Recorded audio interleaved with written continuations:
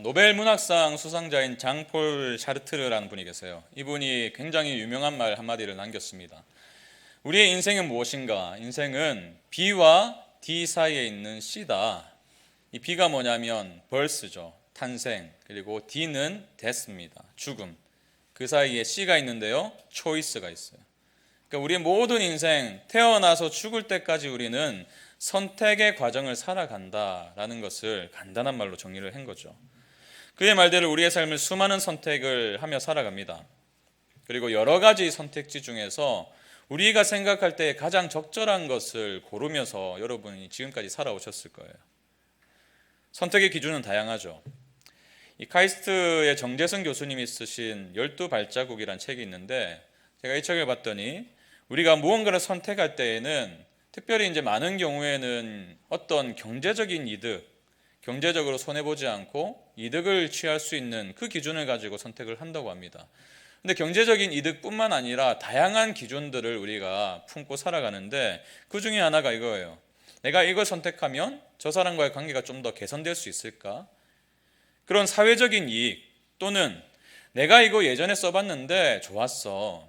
과거의 경험, 또는 수많은 것 중에 제일 먼저 이게 눈에 들어오더라.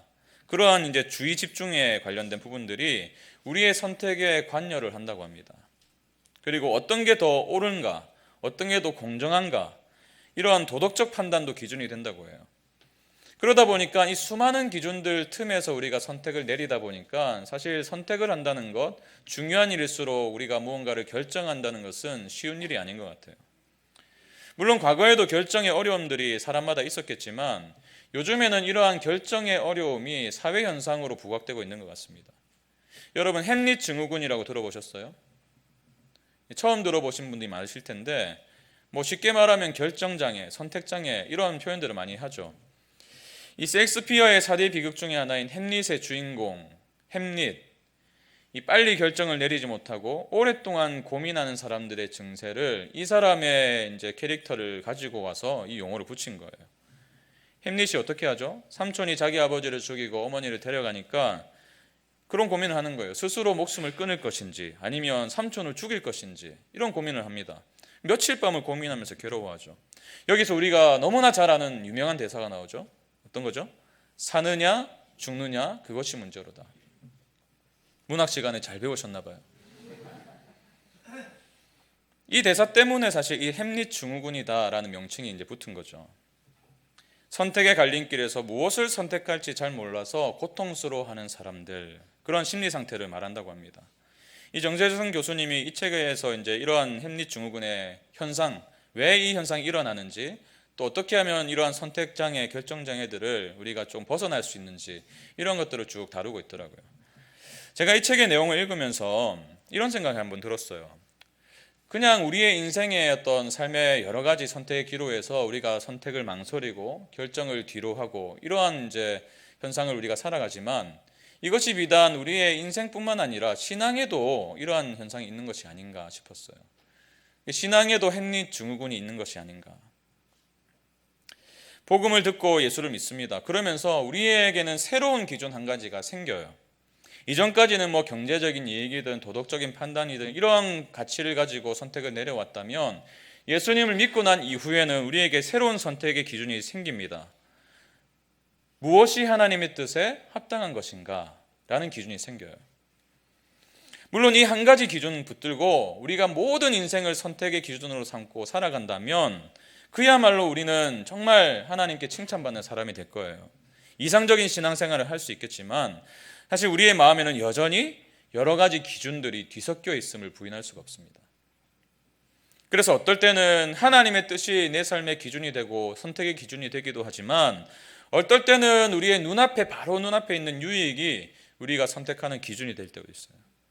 그러다 보니까 교회는 다니고 예배는 드리지만 우리의 선택이, 그리고 우리의 선택의 결과가 예수님을 모르는 사람들과 크게 차이가 없다라는 것들을 또 경험할 때도 있죠. 하나님을 섬기지만 동시에 이 세상적인 유익과 이익이라는 그런 기준과 판단도 버리지 못한 채로 그 사이에서 갈등하며 살아가는 우리 자신을 마주할 때가 얼마나 많은지 모르겠어요. 오늘 우리가 읽은 시편 119편 114절에 바로 앞구절 113절은요, 이러한 신앙적인 햄릿 증후군을 겪으며 살아가는 사람을 가리켜서 두 마음을 품는 자들이다, 이렇게 표현을 합니다. 113절 함께 볼까요? 내가 두 마음을 품는 자들을 미워하고 주의 법을 사랑하나이다. 이 구절을 이제 주석한 앨런 로스라는 구약학자가 있는데, 이러한 사람들을 어떻게 표현하냐면 무엇을 믿을지 결정하지 못해서 우왕좌왕하는 사람들이다, 이렇게 표현을 해요. 무엇을 믿을지 결정하지 못해서 이리 갔다 저리 갔다 하는 사람들. 성경의 여러 구절을 통해서 우리는 이러한 모습을 발견하게 되죠.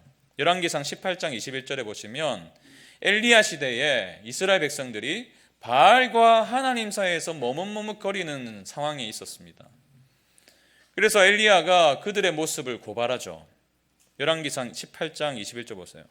엘리야가 모든 백성에게 가까이 나가 이르되 너희가 어느 때까지 둘 사이에서 머뭇머뭇하려느냐? 여호와가 만일 하나님이면 그를 따르고 바알이 만일 하나님이면 그를 따를지니라 하니 백성이 말 한마디도 대답하지 아니한지라. 너희가 어느 때까지 둘 사이에서 머뭇머뭇하려느냐? 이들은 아합과 이세벨에게 동조해서 바알과 아세라를 섬기기 시작했습니다. 그 신들이 그들의 인생에 풍요를 가져다주고 행복을 가져다주고 다산을 안겨다 줄 것이라고 믿었던 것입니다. 그렇다고 해서 하나님을 완전히 버리는 것도 아니었어요. 그들의 마음 한켠에는 늘 나는 하나님의 백성이야 라는 정체성이 있었습니다. 그럼에도 불구하고 바알과 아세라도 포기하지가 못했던 거예요. 그야말로 두 마음을 품고 살아가고 있었던 것입니다. 그러한 이스라엘을 향해서 엘리야가 더 이상 머뭇거리지 마라. 바알을 택하든지 하나님을 택하든지 둘 중에 하나를 택하라. 그렇게 촉구하고 있는 거죠. 신약 성경을 보면요, 야고보 역시 두 마음을 주의하라고 우리에게 경고하고 있습니다. 야고보는 삶에 여러 가지 시험이 닥칠 때, 고난이 찾아올 때에 하나님의 지혜를 구하라 이렇게 권면하죠. 그러나 그렇게 기도하면서도 하나님 저에게 지혜를 주십시오 라고 기도하면서도 여전히 하나님을 온전히 신뢰하지 못하고 의심하면서 구하는 자들이 있다고 말해요. 하나님의 지혜가 과연 나를 이 고난에서 건져낼 수 있을까? 내가 하나님의 말씀을 따라서 살아가면 과연 나에게 어떤 유익이 찾아올까? 늘 이 퀘스천을 가지고 기도를 하는 거예요. 기도는 하는데 마음에는 늘 의심이 있습니다. 이러한 생각을 품은 사람들을 향해서 야고보가 어떻게 말하고 있죠? 야고보서 1장 6절에서 8절 보십시오. 의심하는 자는 마치 바람에 밀려 요동하는 바닷물결 같으니 이런 사람은 무엇이든지 죽기 얻기를 생각하지 말라. 두 마음을 품어 모든 일에 정함이 없는 자로다. 두 마음을 품어 모든 일에 정함이 없는 자로다. 이 정함이 없다라는 단어를 제가 보니까 쉴 새 없이 안절부절 못하는 상태를 가리키더라고요. 왔다 갔다 불안하면서 이렇게 왔다 갔다 하는 거예요. 그래서 새 번역을 보니까 8절을 이렇게 번역했더라고요. 그는 두 마음을 품은 사람이요 그의 모든 행동에는 안정이 없습니다. 이러한 사람의 내면은 어떨까요? 이 바다 물결이 요동치는 것과 같다는 거예요. 어느 한 점을, 여러분 파도의 어느 한 점을 기준으로 삼을 수 있나요? 높았다가 낮았다가 하는 게 바다 물결이잖아요. 어느 한 점을 기준으로 삼기 어려워요. 그러다 보니까 늘 상황에 따라 바람이 이렇게 불면 이리로 가고 저렇게 불면 저리로 가고 무엇이 나에게 유익한지 그거에 따라서 왔다 갔다 하는 거예요. 하나님께 기도하는데 여차하면 언제든지 세상의 기준은 세상의 수단을 따를 준비가 되어 있어요. 여러분은 어떠세요? 사실 저를 포함해서 여기 앉아 계신 우리 모두는 이러한 이중성에 빠질 위험이 있습니다. 우리는 죽을 때까지 어쩌면 이 두 마음을 버리지 못할 거예요. 완전히 자유로울 수가 없습니다. 그래서 위대한 사도였던 사도 바울 역시 자신의 불완전한 모습을 이렇게 고백하죠. 로마서 7장 19절 나는 내가 원하는 선한 일은 하지 않고 도리어 원하지 않는 악한 일을 합니다. 자신의 마음에 두 가지 마음이 있다는 거예요. 하나님의 뜻을 원하는데 동시에 육체가 원하는 그런 소망도 있다는 거예요. 그래서 자신을 가리켜서 이렇게 탄식을 하죠. 오호라 나는 곤고한 사람이로다. 이 사망의 몸에서 누가 나를 건져내랴. 어떻게 이렇게 시간이 지나도 이 두 마음을 버릴 수가 없는 것인가. 어떻게 이렇게 하나님을 따른다고 열심히 달려오면서도 여전히 세상 것에 마음이 기울 때가 있단 말인가. 그런 자신을 보면서 탄식하며 말하는 거예요. 오호라 나는 곤고한 사람이로다. 여러분 그렇습니다. 신앙적 햄릿 증후군은 우리 모두가 안고 살아가고 있는 한계예요. 여기 앉아 계신 여러분 대부분들은 누군가가 당신은 하나님을 사랑하십니까? 라고 묻는다면 그렇다라고 답할 것입니다. 예, 저 주님 사랑합니다. 근데 어떨 때는 그러지 못할 때가 있을 거예요. 한 주간 동안의 삶이 엉망이거나 하나님이 아닌 다른 가치를 쫓아서 살아왔다면 선뜻 예, 저는 하나님 사랑합니다라고 말할 수가 없을 겁니다. 이것이 우리의 한계예요. 오늘 본문은 기록한 시편 기자도 마찬가지입니다. 그가 온전한 마음으로 하나님을 사랑했기 때문에 나는 두 마음을 가진 자들을 미워한다라고 말한 게 아니에요. 그 역시 언제든지 두 마음을 품을 수 있는 그러한 본능을 가진 사람이기 때문에, 육체를 가진 자였기 때문에 그는 이것을 부인하지 않습니다. 그래서 그는 자신 역시 두 마음을 품을 수 있는 사람이기 때문에 의지적으로 그러한 사람들을 미워한다라고 선포하고 있는 거예요. 근데 여러분 누구나 그렇듯이 자신의 의지는 믿을 것이 못 됩니다. 나의 의지는 부족해요. 우리의 의지로 두 마음을 버릴 수 있었다면, 그리고 늘 신실하게 하나님을 선택할 수만 있다면 얼마나 좋으련만. 그러나 그럴 수가 없다는 것을 우리는 압니다. 만약 그럴 수 있었다면 예수님 오실 필요가 없었어요. 우리 스스로 구원할 수 있는데요. 그래서 다른 대안이 필요해요. 113절에 보면 그래서 시편 기자는 대안을 제시합니다. 내가 두 마음 품는 자들을 미워하고 주의 법을 사랑하나이다. 그 미워하려는 의지, 두 마음을 품지 않겠다는 의지가 있지만 그 의지를 온전히 신뢰할 수 없기 때문에 대안을 발견한 겁니다. 그 대안이 뭐예요? 주의 법을 사랑하나이다. 사랑한다는 것은 다른 말로 선택한다는 거죠. 말씀을 사랑하고 선택하는 것이 결국 두 마음을 버리고 하나님을 사랑하고 하나님을 선택하는 길이다라고 말하고 있는 거예요. 오늘 본문 114절의 말씀은 선택하는 삶, 말씀을 선택하는 삶을 다른 말로 이렇게 표현합니다. 세 번역으로 보죠. 주님께서 하신 약속에 내 희망을 겁니다. 주님께서 약속하신 그 말씀에 내 희망을 걸 때에, 매일매일 그 일이 내 삶 속에 일어날 때에 저는 두 마음을 버릴 수 있고 오직 전심으로 주님을 따라 살 수 있습니다라고 고백하는 거예요.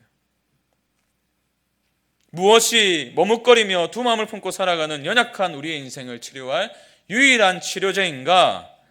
말씀에 소망을 두는 삶이 그 치료제다라고 말씀하고 있는 거예요. 이것이 바로 신앙적 햄릿 증후군에서 벗어날 수 있는 유일한 대안이라고 선언하고 있는 것입니다. 여러분 그렇다면 왜 시편 기자는 말씀이 자신의 소망이고 말씀에 자신의 희망을 걸고 있다고 고백하고 있을까요? 그 말씀이 가리키는 하나님이 저와 여러분의 유일한 소망 되시기 때문인 줄 믿습니다. 시편 기자는 오늘 본문을 통해서 왜 그가 하나님의 약속에 자신의 희망을 거는지 그 이유를 명료하게 이렇게 선언합니다. 114절 다시 읽어보죠. 같이 읽습니다. 주는 나의 은신처요 방패시라 내가 주의 말씀을 바라나이다. 주는 나의 은신처요 방패시라. 간단해요. 너무나 명료합니다. 오직 하나님만이 나의 유일한 은신처고 나의 유일한 방패가 되신다. 은신처는 오직 하나님 안에서만 우리의 삶이 안전하다는 의미예요. 그래서 수많은 시편을 보시면 은신처 되신 하나님을 노래하고 있습니다. 다윗이 쓴 시편 32편을 보시면 이런 내용이 있어요. 주는 나의 은신처이오니 환난에서 나를 보호하시고 구원의 노래로 나를 두르시리이다. 주는 나의 은신처이오니. 하나님은 언제나 다윗의 인생에 은신처가 되어주셨습니다. 피할 곳이 되어주셨어요. 여러분 우리는 다윗의 인생을 잘 알지 않습니까? 얼마나 고통스러운 삶을 살았어요. 인생의 절반 이상을 사울에게 쫓기는 인생을 살았습니다. 나중에는 압살롬 자기 아들에게 쫓겨다니는 도망치는 신세가 되었어요. 얼마나 그의 인생이 이렇게 굽이굽이 굴곡이 많았습니까? 그런데 그 위기가 있을 때마다 그는 이것을 기억했어요. 하나님이 나의 은신처시다. 하나님만이 유일한 나의 피할 바위가 되신다. 하나님만이 나의 구원이 되신다. 그래서 늘 하나님께로 달려갔어요. 방패도 비슷한 의미죠. 하나님이 인생의 방패가 되어주신다는 고백이 성경에 많이 기록되어 있습니다. 그 중에 시편 3편을 보세요. 여호와여 주는 나의 방패시요 나의 영광이시요 나의 머리를 드시는 자이시니이다. 여러분, 누군가가 또는 무언가를 우리가 은신처나 방패로 우리의 인생에 그런 피할 곳이나 우리의 인생을 보호할 수 있는 보호막으로 삼기 위해서는 한 가지 질문이 필요해요. 이것이 과연 진짜 안전한 곳인가? 이것이 과연 나의 인생을 튼튼하게 지켜줄 수 있는 그런 안전한 것인가? 우리가 그 질문에 그렇다라는 확신이 서지 않으면요, 망설일 수밖에 없는 거예요. 여러분, 우리가 왜 두 마음을 품고 살아갈 수가 있습니까? 신뢰의 문제예요, 결국에는. 무엇이 더 안전한가라는 질문에 대한 답을 우리는 때로는 세상에 추구하고 돈이 될 수도 있고 명예가 될 수 있고 권력이 될 수도 있고 그것을 더 신뢰하는 겁니다. 결국 신뢰 문제예요. 여러분, 믿을만 해야지만이 우리의 몸을 맡길 수 있어요. 믿을만 해야지만이 우리의 삶을 기꺼이 내어드릴 수 있습니다. 근데 그 신뢰는 한순간에 생기는 게 아니에요. 시간과 경험이 축적될 때에 비로소 신뢰도 자라납니다. 여러분들이 지금까지의 인생을 세상 것, 돈이나 명예나 권력에 그렇게 그것을 추구하면서 그것이 나의 은신처고 나의 방패라고 믿으며 살아오셨다면 여러분들이 쌓아온 경험들이 그것을 더 강화해 주었을 것입니다. 그러나 반대로 숱한 위기와 어려움 속에서도 그것을 뒤로하고 하나님이 나의 은신처시요 나의 방패시다라는 믿음으로 그렇게 달려오신 인생이라면 그 믿음이, 하나님을 향한 믿음이 더 견고하게 섰을 거예요. 여러분, 시편 기자도 태어나자마자 이 고백을 한 게 아니에요. 숱한 인생의 경험 속에서 자신의 은신처와 방패가 하나님이라는 사실을 발견했기 때문에 주는 나의 은신처시요 나의 방패십니다라고 고백할 수 있었던 거예요. 다윗도 마찬가지죠. 유진 피터슨 목사님이 쓰신 다윗 현실의 뿌리 박은 영성이라는 책을 보면 이 시편에 빈번하게 등장하는 단어가 하나가 있어요. 은신처와 비슷한 단어인데 피난처라는 단어입니다. 이 피난처라는 단어가 의미적으로 많은 변화를 겪어왔다라고 설명하면서 다른 분의 그 글을 인용하면서 이렇게 기록하고 있어요. 시편에서 이 피난처는 도망과 관련된 모든 물리적이고 심리적인 뜻을 읽고, 그렇죠, 이 피난처는 겉으로 보기에는 어떤 공간이에요. 물리적인 공간이고 장소입니다. 피할 수 있는 장소가 피난처예요. 그런데 시편에서 피난처는 어떻게 쓰였냐면 오직 여호와만을 지칭하게 되었다. 즉 인간이 구체적인 위험과 유혹에 직면할 때마다 어떤 사람이나 사물보다도 위에 계신 여호와를 선택한다는 의미에서 말이다. 인생의 파도가 막 밀려올 때, 고난이 닥쳐올 때 다른 것을 의지 않고 하나님이 나의 피난처 되신다는 사실을 믿고 나아갔던 그 발걸음, 그러다 보니까 이 피난처라는 단어가 하나님과 동일한 단어가 되었다는 거예요. 다윗에게는 피난처는 물리적인 장소가 아니었습니다. 견고한 성이 아니었어요. 자기가 만든 요새가 아니었습니다. 그에게 있어서 피난처는 딱 하나였어요. 하나님 한 분이셨습니다. 시편 7편에서 다윗은 하나님을 이렇게 고백합니다. 나의 방패는 마음이 정직한 자를 구원하시는 하나님께 있도다. 하나님이 나의 방패시다. 근데 여러분, 이 노래가 언제 지어졌는지 아세요? 시편 7편의 소제목을 보면 이렇게 내용이 기록되어 있습니다. 다윗의 시가연 베냐민 사람 굿시가 한 말을 듣고 다윗이 주님 앞에서 부른 애가, 굿시란 사람이 뭐 누군지 잘 모르겠어요. 근데 베냐민 사람이잖아요. 베냐민 지파는 다윗을 미워했습니다.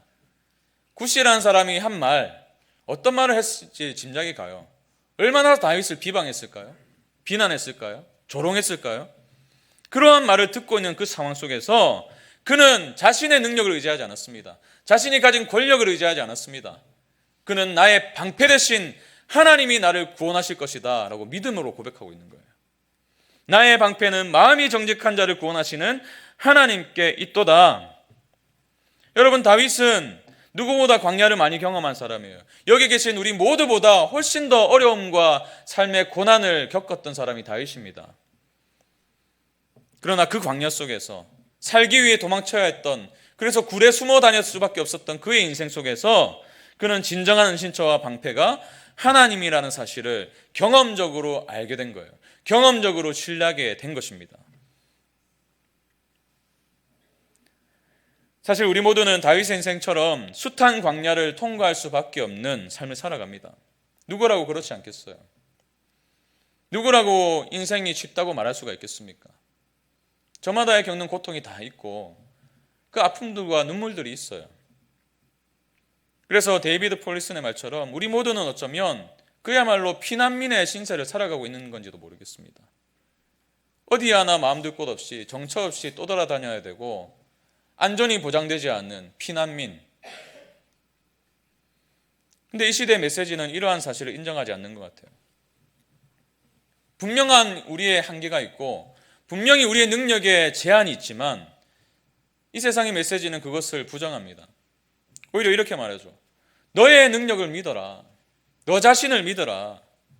오늘 본문은 분명히 이렇게 말하는데 주는 나의 은신처시요 방패시라 내가 주의 말씀을 바라나이다 이렇게 말하는데 이 시대는 마치 이렇게 말하는 것 같습니다. 내가 나의 은신처요 방패라 내가 나의 실력을 바라나이다.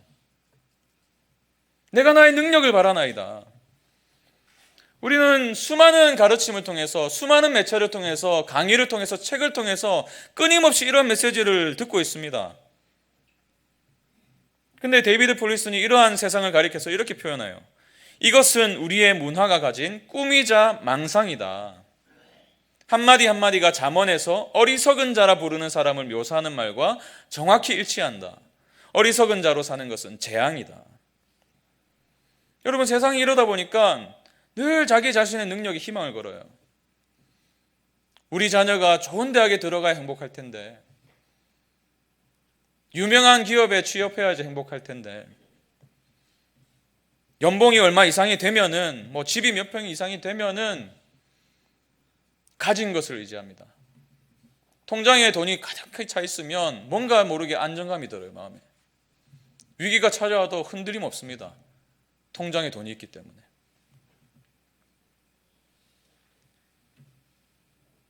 근데 여러분 이러한 삶은요 마치 이런 것 같아요. 제가 최근에 뉴스를 보니까 한 신축 아파트예요. 신축 아파트인데 아파트의 가장 중요한 게 뭘까요? 건축물에 있어서 기둥이잖아요. 그 기둥에 들어가야 될 철골이 절반 이상이 빠져 있는 거예요. 겉으로 보기엔 멀쩡합니다. 튼튼해 보여요. 근데 속은 멀쩡하지가 않은 거예요. 시간이 흐르면서 그 철골이 빠진 기둥에 금이 가기 시작할 겁니다. 견고하다고 믿었던 그 기둥이 금이 가기 시작할 거예요. 더 지나면 그대로 방치하면 어떻게 될까요? 아파트가 무너져 내리겠죠. 스스로의 능력을 믿으라는 메시지는 이와 같은 겁니다. 근데 여전히 우리는 이러한 시대적인 흐름을 거부하기 힘든 우리의 내면임을 발견하게 돼요. 그래서 내가 노력해서 성공하면 그것이 결국 내 인생을 위험으로부터 지켜줄 것이라고 믿으며 살아갑니다. 그래서 세상의 목소리들을 우리의 것으로 삼아요. 사람은 말이야 자고로 줄을 잘 서야 돼. 그러면서 이제 돈과 권력을 가진 사람들을 동경하면서 줄을 잘 서기 위해서 막 종교는 무능한 사람들이나 믿는 거야. 내 주먹을 믿고 살면 돼. 자신이 피난민이라는 사실을 깨닫지 못하는 거예요. 근데 우리는 심심치 않게 뉴스를 통해서 보죠. 돈이 가진 한계를 봅니다. 재벌들이 스스로 목숨을 끊어요. 권력의 끝이 얼마나 허망한지를 우리는 대선이 지나면서 늘 보고 있잖아요. 인기와 명예도 한순간에 사라진다는 것을 다른 사람들의 인생을 통해서 우리는 늘 확인하고 있습니다. 근데 문제는 뭐냐면 그 모든 것들을 확인하고 확인하지만 그 일을 남의 일로 치부한다는 거예요. 나는 그렇지 않을 거야. 저 사람이라서 그래. 나는 그렇지 않을 거야. 그래서 이사야는 자신의 능력 또 애국을 의지했던 하나님이 아닌 강대국을 의지했던 이스라엘을 이렇게 묘사하고 있어요. 너희는 자랑하기를 무엇을 자랑하죠? 하나님이 아닙니다. 우리는 죽음과 언약을 맺었고 수월과 협약을 맺었다. 거짓말을 하여 위기를 모면할 수도 있고 자기의 지혜를 믿는 거죠. 속임수를 써서 몸을 감출 수도 있으니 개역 개정에는 피난처라고 번역했습니다. 재난이 닥쳐와도 우리에게는 절대로 미치지 않는다. 하나님은 뒷전이고 자기의 지혜와 자기의 능력과 막강한 군대를 가지고 있었던 애굽을 의지하는 자들의 고백입니다. 근데 결과는 우리 알죠. 하나님이 아닌 애굽을 의지했던 이스라엘은 앗수르에 의해서 철저하게 멸망합니다. 애굽이 그들을 지켜주지 못했어요. 물론 하나님께서 우리의 유일한 은신처와 방패시라고 해서 우리의 삶에 고난이 비켜간다는 뜻은 아닙니다. 우리 모두는 여전히 이 세상을 살아가고 있고 연약한 육체를 입고 살아가고 있기 때문에, 죄악된 세상을 살아가고 있기 때문에 고난을 계속해서 마주하게 될 거예요. 일어날 일들은 일어납니다. 우리의 삶에 또 괜찮을 만하면 또 폭탄이 터뜨려지고, 근데 전쟁과도 같은 우리의 인생에 우리를 가장 안전하게 지켜줄 수 있고 또 우리가 피할 수 있는 분이 하나님이라는 사실을 믿으시기 바랍니다. 그분의 궁극적인 보호. 그래서 우리 모두가 이렇게 고백할 수 있었으면 좋겠어요. 주는 나의 은신처요 방패시라. 우리가 잘 아는 찬송가의 가사처럼 우리는 이 믿음을 가지고 이렇게 기도할 수 있습니다. 내 맘에 주여 소망 되소서. 주 없이 모든 일 헛되어라. 밤에나 낮에나 주님 생각, 잘 때나 깰 때 함께 하소서. 우리말 찬송가에는 번역되지 않았지만 이 가사에 3절이 있어요. 주는 내 방패요 검 되시네. 존귀한 주님은 나의 기쁨, 내 영의 피난처 능력의 주. 저 천국으로 날 이끄소서. 주는 내 방패요 검 대신에 내 영의 피난처 능력의 주. 여러분, 우리는 하나님이 이런 분이시라는 것을 무엇을 통해서 알게 됩니까? 말씀 안에서요. 그 말씀을 믿고 살아가는 우리의 일상을 통해서 그 과정을 통과하는 동안 우리의 믿음, 하나님이 나의 은신처시요 나의 방패가 되신다는 그 믿음이 더욱더 자라게 될 줄 믿습니다. 내가 나의 은신처요 나의 방패라고 주장하는 이 시대를 살면서도 주는 나의 은신처요 방패시라고 믿음으로 선포하면서 하나님을 선택할 수 있을 줄로 믿습니다. 저는요, 이 진리를 한 사건을 통해서 경험적으로 알게 된 사람이에요. 제가 이 사건을 경험하면서 그 이후에 모든 중요한 결정을 말씀 앞에서 내리고 있습니다. 지금도 그래요. 제가 청년 때 이제 호주에 갔었잖아요. 호주에 머물면서 한인교회를 다니면서 제가 찬양팀에 소속이 되어서 토요일 저녁마다 찬양팀 연습이 있었습니다. 제가 차가 없었어요. 그래서 트레인을 타고 기차를 타고 이제 교회와 집을 왔다 갔다 했었는데 찬양팀 연습이 마치면 저녁 9시쯤이 되었습니다.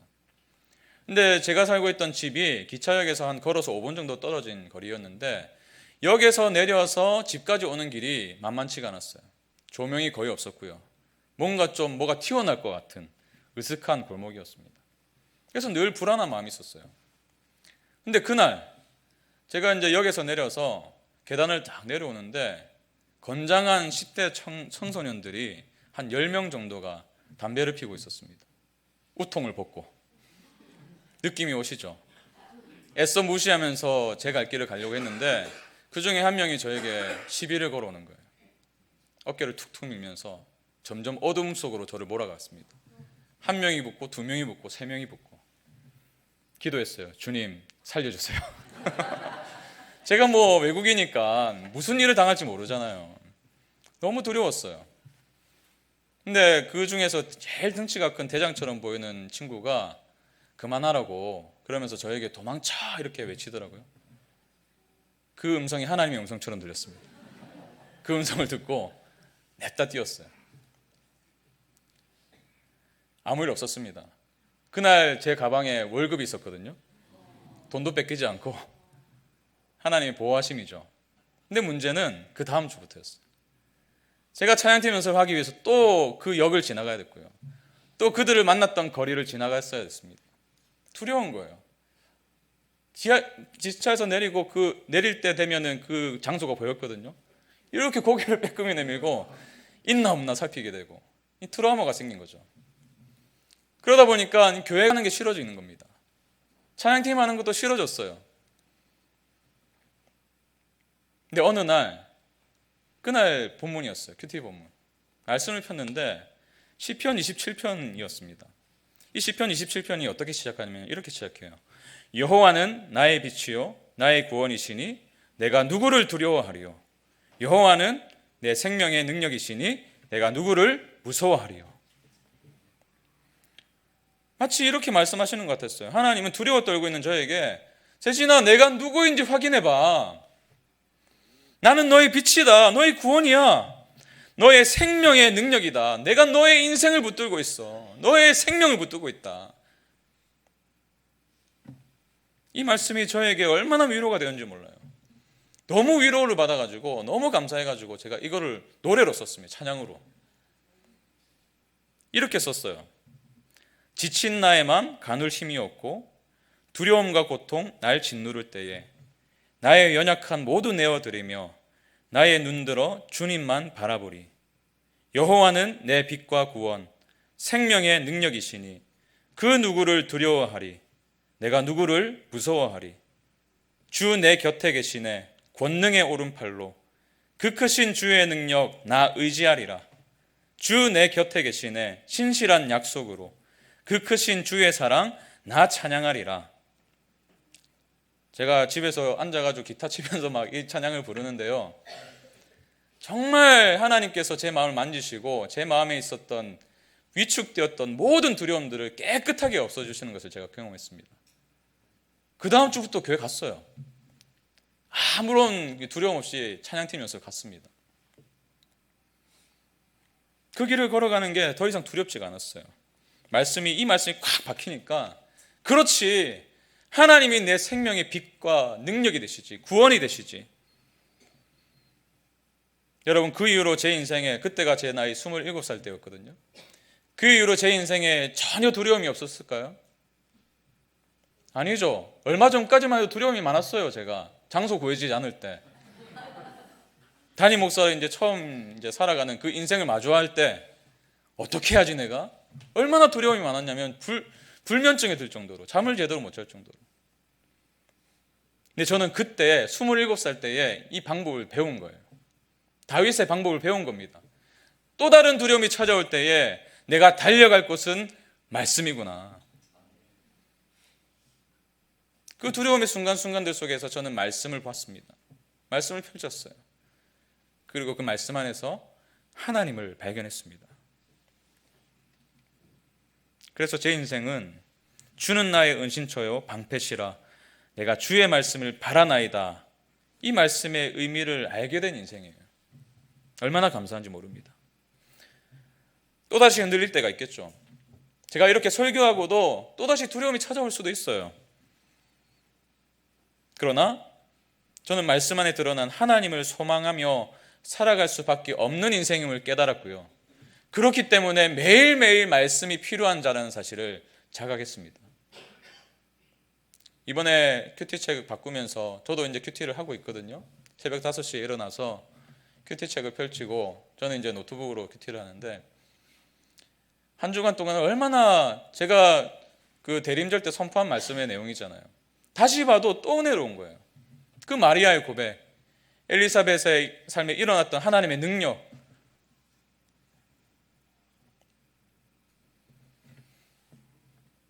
그래서 시편 119편 135절은 이렇게 고백하죠. 주의 얼굴을 주의 종에게 비추시고 주의 율례로 나를 가르치소서. 우리가 말씀을 펼칠 때 우리는 하나님을 만나는 거예요.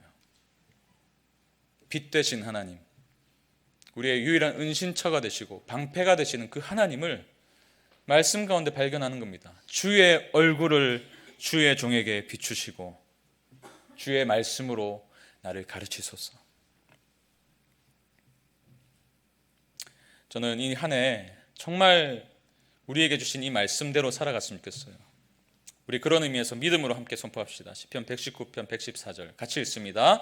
주는 나의 은신처요 방패시라 내가 주의 말씀을 바라나이다. 아멘. 다른 것을 은신처와 방패로 삼고 살아가는 삶이 아니라 정말 주님 올 한 해는 두 마음을 품고 살아가는 인생이 아니라 주님이 우리의 은신처와 방패가 되시기 때문에 그 주님을 만날 수 있는 말씀에 소망을 두는 삶을 살길 원합니다. 이것이 우리 모두의 기도가 되길 바랍니다. 물론 우리는 여전히 우리의 한계를 경험하게 될 거예요. 이렇게 연초에 다짐을 하고 다짐을 했지만 또다시 넘어질 때가 있을 것입니다. 또다시 우리의 의지나 능력을 의지하는 삶에 살아갈 수가 있어요. 그러나 그 모든 우리의 연약함을 발견하는 순간들이 우리로 하여금 주님께로 돌이키게 하는 재료가 되게 하실 줄로 믿습니다. 그래서 우리도 우리의 연약함을 바라보면서 이렇게 탄식하죠. 아, 나는 비참한 사람입니다. 누가 이 죽음의 몸에서 나를 건져주겠습니까? 그러나 여러분, 우리는 이 질문에 대한 답을 가진 사람들이에요. 25절 보십시오. 우리 주 예수 그리스도를 통하여 나를 건져주신 하나님께 감사를 드립니다. 매일매일 펼치는 그 말씀 속에 드러난 예수님이 우리를 건져내 주실 줄로 믿습니다. 이 공고한 인생, 일어섰다면 또 넘어지고 그 실패를 반복하는 인생이라 할지라도 말씀 속에 드러난 예수 그리스도가 우리의 유일한 피난처요, 우리의 유일한 은신처요, 우리의 유일한 방패가 되시기 때문에 주님은 십자가 위에서 그 몸으로 우리의 방패가 되어주셨습니다. 수많은 사단의 공격을 이미 십자가 위에서 다 해결해 주셨어요. 그 몸으로 직접 그 모든 공격들을 막아섰습니다. 주님이 방패세요. 그래서 우리가 이 한 해 이 놀라운 하나님을 매일 아침 큐티를 통해서 만나게 되길 바랍니다. 두 마음을 품고 살아가더라도 그날 펼쳐진 그 말씀 속에서 발견한 예수님을 통해서 우리의 기준을 다시 조정하고 세상으로 치우쳤던 우리의 마음을 다시 한번 조율하는 매일매일의 삶을 살아갈 때에 우리는 주의 말씀을 바라나이다라는 믿음의 고백을 계속해서 하게 될 줄로 믿습니다. 우리 그 믿음 가지고 이 찬양의 고백을 우리의 기도 삼아서 주님께 올려드렸으면 좋겠습니다. 말씀 앞에서 경외함으로 주께 홀로 섭니다. 생명의 말씀 읽고 순종해 주를 예배합니다. 여러분, 큐티 시간은요, 주님의 말씀을 묵상하고 그 말씀 속에서 하나님 만나고 그 말씀 가지고 기도로 나아가는 시간이에요. 하나님 만나는 시간이죠. 하나님 예배하는 시간. 여러분, 상상해 보세요. 매일 아침에 이러한 일들이 우리의 삶에 일어난다 생각해 보십시오. 말씀 안에서 하나님을 발견하고 흔들렸던 우리의 마음이 조정되는 그 놀라운 능력의 시간들 우리가 매일매일 경험한다고 생각해 보세요. 내일이 기다려지지 않겠습니까? 내일은 또 어떤 말씀을 주실까? 그러면 우리의 삶에 시편 기자의 고백처럼 주의 말씀이 꿀송이보다 다나이다, 그런 고백이 터져 나오지 않을까요? 저는 이 꿈을 꾸는 거예요. 올해 연말에 우리 모든 성도들의 입술에서 주의 말씀이 꿀송이보다 답니다라는 고백이 터져 나올 줄로 믿습니다. 우리 그 믿음 가지고 이 찬양으로 나아갑시다. 함께 고백합니다. 말씀 앞에서 경외함으로, 말씀 앞에서 경외함으로 주께 홀로 섭니다. 생명의 말씀 읽고 순종해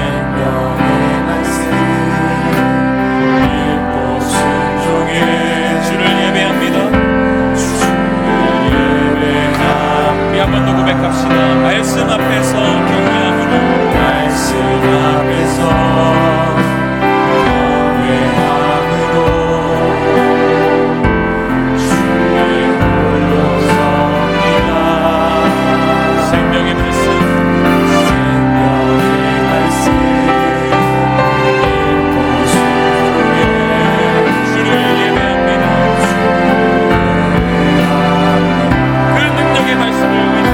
기록된 말씀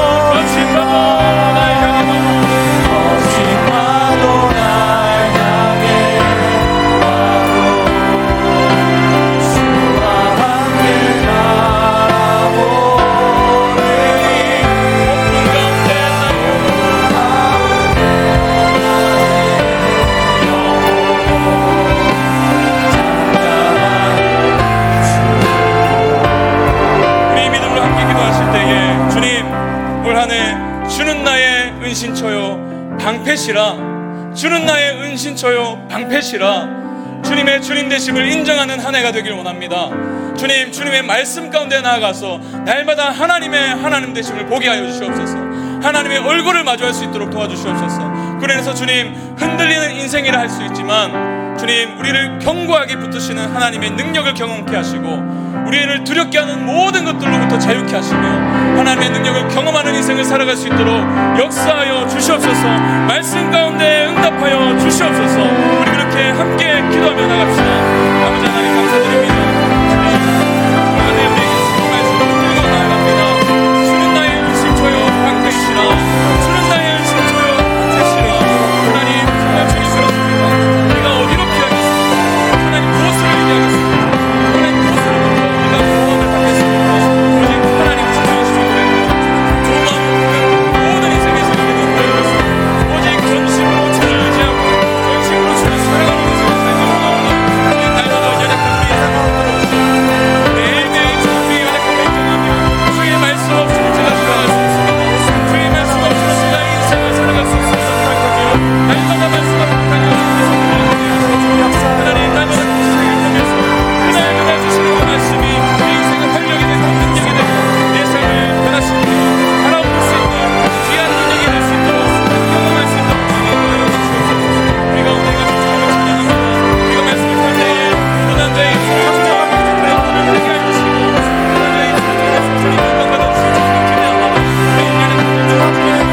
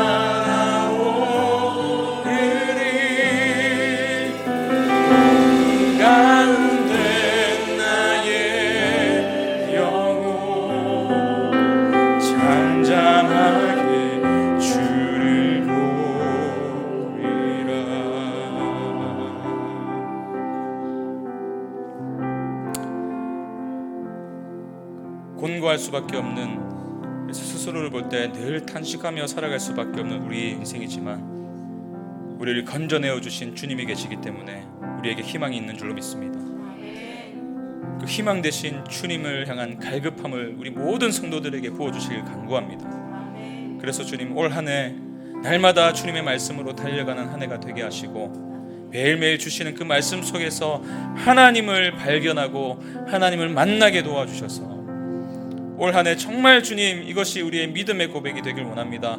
주는 나의 은신처요 방패시라. 주는 나의 은신처요 방패시라. 그렇기 때문에 내가 주의 말씀을 바라나이다. 주님의 약속에 희망을 겁니다. 그래서 연말에 한 해 동안의 삶을 쭉 돌아봤을 때 나의 은신처가 되시는 하나님을 더욱더 견고히 신뢰할 수 있는 믿음을 허락해 주시고 내 인생을 지금까지 지켜오신 방패 되신 그리스도를 선명하게 보게 하여 주시옵소서. 하나님, 고난 중에서 환난 중에서 마음이 낙심하여서 다른 것에 소망을 두려워하는 자들이 있다면 오늘 말씀을 통해서 그 기준을 바로잡아 주시길 원합니다. 다시 한 번 더 조율해 주시고 어떤 환난도 역경도 하나님께 지혜를 구할 때, 의심하지 않고 지혜를 구할 때 능히 이기게 하실 주님을 경험케 되는 이 한 해가 될 수 있도록 역사하여 주시옵소서. 이제는 우리 주 예수 그리스도의 은혜와 하나님의 크신 사랑과 성령의 함께 하심이 이제는 두 마음을 품고 살지 않기 위해서 날마다 말씀으로 달려가기로 결정하는 모든 성도들의 인생 가운데 지금부터 영원까지 함께 하시기를 간절히 축원하옵나이다. 아멘.